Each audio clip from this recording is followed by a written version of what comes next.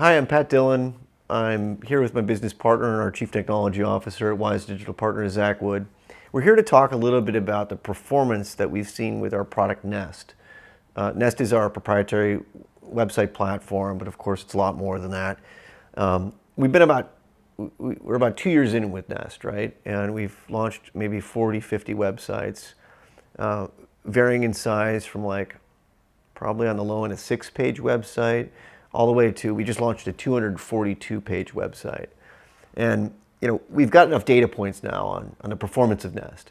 So I wanted Zach to talk a little bit about what we've seen now on the performance of our own website platform versus what we've done in the past on WordPress and other platforms. Go ahead. Yeah, so one of the key things that we're seeing is just a level of performance that we haven't really seen in other platforms that we've worked with. One measure of this bounce rate, which is the level of engagement of a user on your website. In the past, a good bounce rate on a WordPress website or a Wix website would be around 25 to 40%, which means that 25 to 40% of the people who find your website and click a link, end up there, leave immediately without any sort of further engagement. What we're seeing on Nest websites, and to the point where we actually had to double check this with the tech team and track everything and make sure it was accurate, is close to zero bounce rate over the span of several months on multiple websites. When I say close to zero, in some cases, multiple days with 100 plus users coming to a website and a zero bounce rate. This is almost unheard of.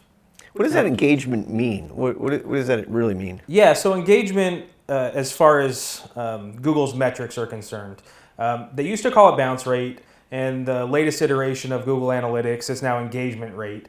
It means a user who comes to your website and leaves immediately. What that means in actual real-world terms is they came to your website and either it was too slow or they didn't find what they were looking for.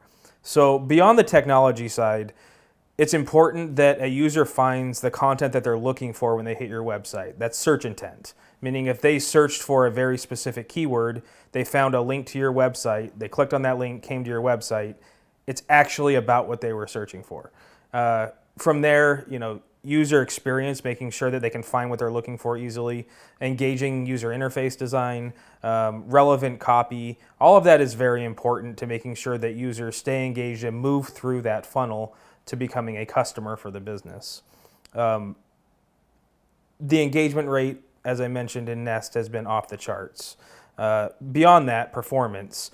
In a mobile-first search world that we live in now, page speed is one of the most important factors, not just from an SEO standpoint and a metric standpoint, but making sure that users can quickly find what they're looking for. The average user isn't going to wait around for more than 2 seconds for a page to load. They're going to leave and find another website that gives them the information quickly. We're seeing off-the-charts metrics for page speed, and then a new measure of a website's usability is Core Web Vitals. Core Web Vitals are some metrics that Google started tracking about a year ago that take into account some highly technical data points on a website. I won't go into too much detail, but cumulative layout shift, meaning when you come to a website and things move when you go to click on them, an ad loads after the page loaded and it shifts some content down.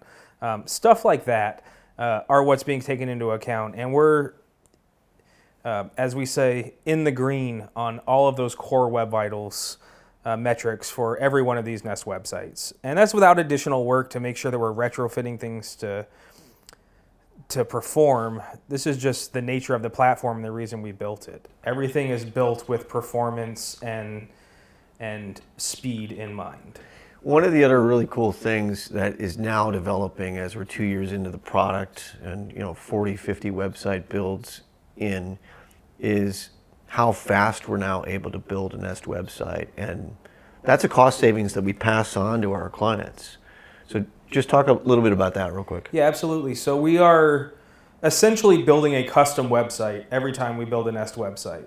but we're doing that with some predefined tools and libraries that we've developed internally. And by libraries, I mean, we know that when we're building websites for specific industries, that there's certain content that needs to be on that page. And there's a certain order that converts a user better than the alternative, right? So we know that certain things need to come in certain spots of the page. We know that we need to have user proof somewhere. We know that we need to have value propositions in a certain spot on that page. We know that we need to have conversion content in a certain spot on that page. And taking those lessons that we've learned through studying other clients within the vertical, we've been able to build out a library of reusable components that enable us to rapidly prototype these websites. And so what that's done is taken what would have been a 300 plus hour website build, a custom website build, and distill that down to a third of that for very large custom websites. And that's only going to improve over time. So Zach, I mean, what we've now seen is what we hoped to get out of Nest when we started building it is to create a platform that maximizes performance, but also maximizes affordability for our clients. Absolutely.